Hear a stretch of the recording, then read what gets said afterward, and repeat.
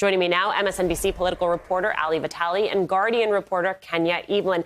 Ali, we spend an entire campaign cycle where all we hear is on day one, on day one, on day one. Well, day one is almost here. What policies can we expect to see in the next few weeks?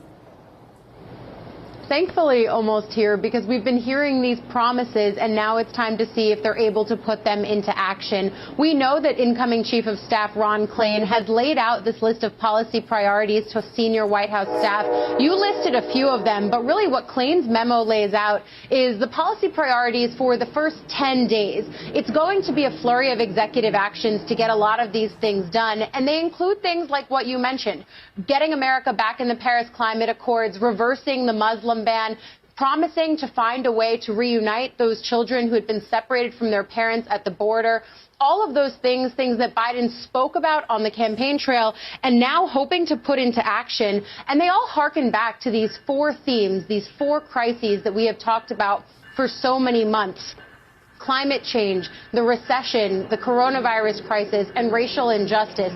All of these things that were packaged up during the campaign, now Biden hoping to make good on them during his first days in office. I would note, though, in memos like this, you're looking at what the list of priorities are, but you're also looking at what's not in there. And what wasn't mentioned in this memo was the insurrection on Capitol Hill and the buzz around impeachment in Washington, D.C. Clearly, this is an administration in waiting that knows they're going to have a lot to juggle. At the same time, though, if you look at what we're hearing about Biden's remarks for the inaugural, he's going to be hitting themes of unity, themes of healing. It's, I think, going to be another one of those moments where we're hearing Democratic operatives and sources saying that, yet again, the moment is meeting Biden where he's always been. Right. I mean, Kenya, part of that is about the country itself, and part of it is about the Congress he is going to need in order to get some of these things that are not executive actions done. Where do they factor into these plans?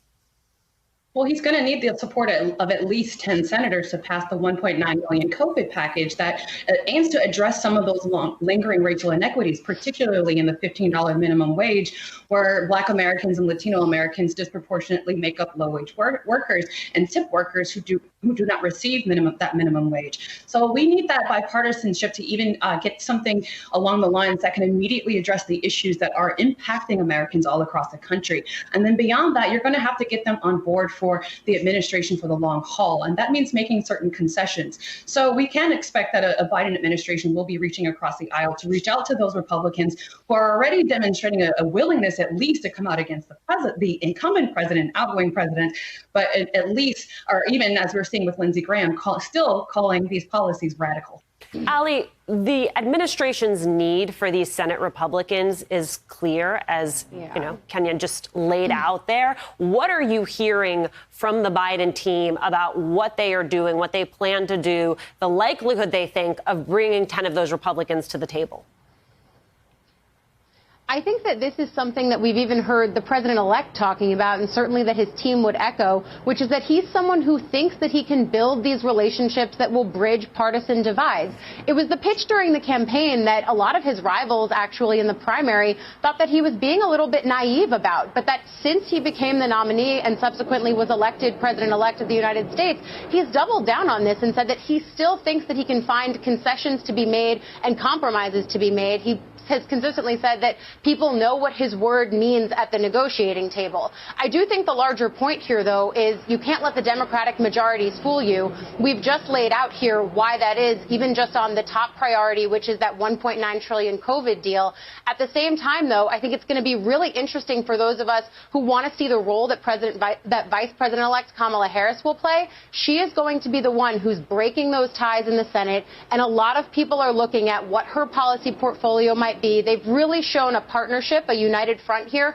Every time we've seen them in Wilmington, every time they've both spoken, it's something that I hear from my sources in Kamala world all the time, that they want to be a partnership. But Kamala Harris is really going to be center stage for a lot of these policy fights on the Hill. Kenya, we know we're going to hear a lot from Biden about this unity theme, but can there be unity without accountability?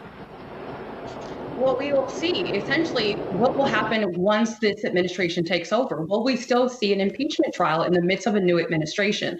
And what we're seeing is that the president-elect is still remaining quite hands-off, and that wasn't mentioned in this rollout of a 10-day policy or strategy in terms of reversing some of the policy initiatives of the Trump administration. But as we're hearing, even from Democratic counterparts in Congress, that no unity, no reconciliation can come without at least accountability in the ways in which Republicans have incited this violence and vitriol in our country. Ali and Kenya, friends, it is good to see you both. Thank you for your time. Hey, thanks for watching our YouTube channel. You should know that you can follow today's top stories and breaking news and catch up on your favorite MSNBC shows all in one place. Download the NBC News app today.